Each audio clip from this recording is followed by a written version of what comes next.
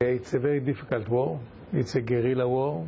There is a uptown city in Gaza, and all the terrorists is among civilian, and it's very difficult to find them. Very difficult to kill them. But after what happened in the 7th of October, we understand that we don't have other choice. L-am întrebat pe fostul număr 2 din Mossad ce se întâmplă cu civilii palestinieni care de aproape 9 luni sunt într-o situație dezastruoasă. People in Gaza are hostages of the Hamas group. They need to get rid from the Hamas.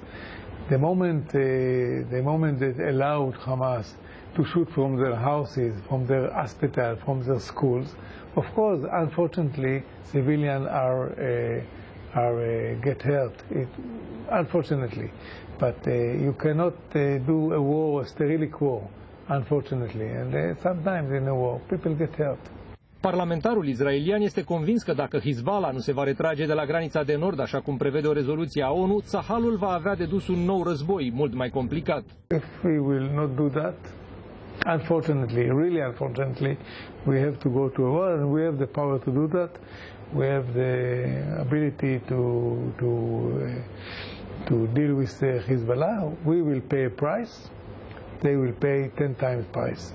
Fost spion și șef în Mossad, Ben Barak nu poate explica de ce serviciile speciale israeliene nu au împiedicat atacurile de pe 7 octombrie, deși se pare că aveau informații suficiente.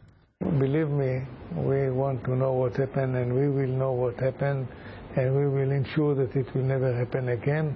There was a big mistake.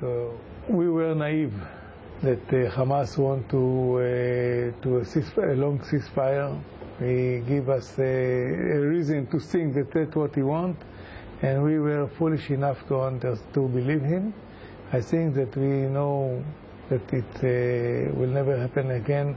We are not allowed to a terror organization, never mind if his name is Hamas, Jihad Islamic, or Hezbollah, to be next to our border. Never again.